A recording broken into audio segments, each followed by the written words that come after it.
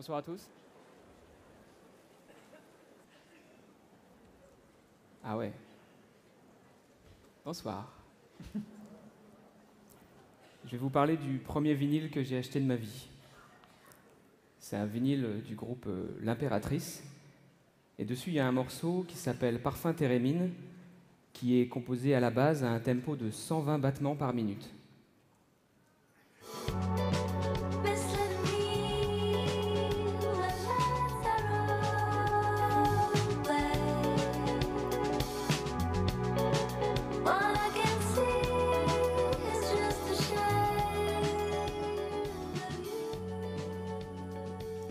Alors, la première fois que je l'ai écouté sur ma platine vinyle, je ne savais pas m'en servir et j'ai malencontreusement réglé la mauvaise vitesse de lecture. Du coup, le morceau est passé au ralenti et c'est plutôt ça que j'ai entendu.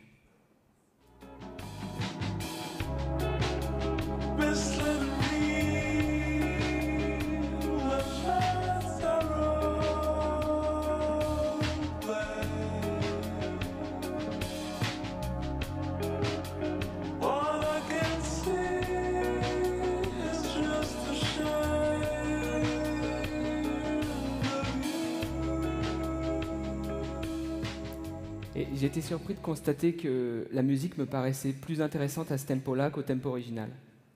Une fois ralentie, elle semblait mieux respirer. Elle était plus spacieuse, plus aérée, plus poétique aussi. Elle s'ouvrait. Un peu comme si on avait poussé les murs. Et le même phénomène peut être observé sur un film. Zabriskie Point, Antonioni, 70.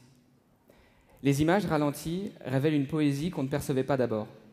Une sorte de grâce qui était imperceptible à l'œil nu, invisible à vitesse réelle. La lenteur révèle des couleurs nouvelles. Elle dévoile des mondes encore inaperçus. En somme, tout devient magnifique dès lors qu'on le ralentit. Non seulement la musique et les images, mais aussi la vie. Notre vie. Nous aussi, dans la vie, on a cette capacité d'activer la fonction ralentie, comme sur un magnétoscope. On a ce pouvoir magique. Et dès lors qu'on fait cet effort d'attention et qu'on prend le temps de regarder les gens, il se passe la même chose que pour la musique de l'Impératrice ou le film d'Antonioni. Les instants se dilatent et ils nous livrent leurs secrets. Regardez bien. Lorsqu'on a bu son café, au fond de sa tasse, ce qui reste, ça ressemble à une carte de géographie. Et ce matin, sur ma table de petit déjeuner, ma motte de beurre ressemblait à une dune de sable. Quand on prend le temps de regarder quelqu'un dans les yeux, de plus près, chaque pupille devient une planète.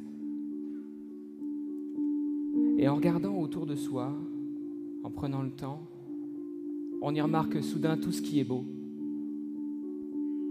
Et ce qui est drôle aussi. Un peu comme ces vidéos où on voit des gens tomber au ralenti. Les images ralenties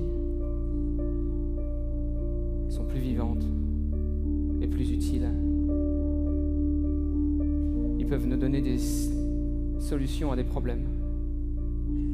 C'est en butant contre le marchepied d'un train que le mathématicien Poincaré a trouvé la solution à un problème mathématique qui le hantait depuis des semaines. En ralentissant le cours du temps, on crée déjà. On voit autrement. Les livres ne font rien d'autre que ça. Nous apprendre à voir autrement.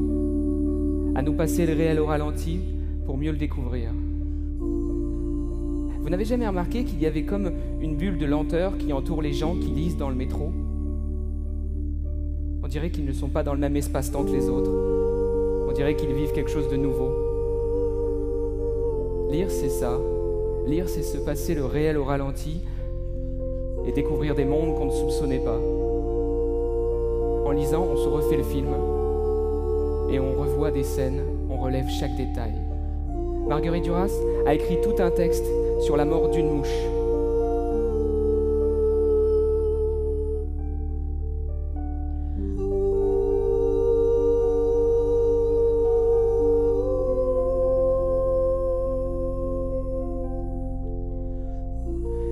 comme ça que nous voudrions vivre, comme dans un livre, au ralenti, attentivement, créativement, intensément, inspiré par les gens et les choses.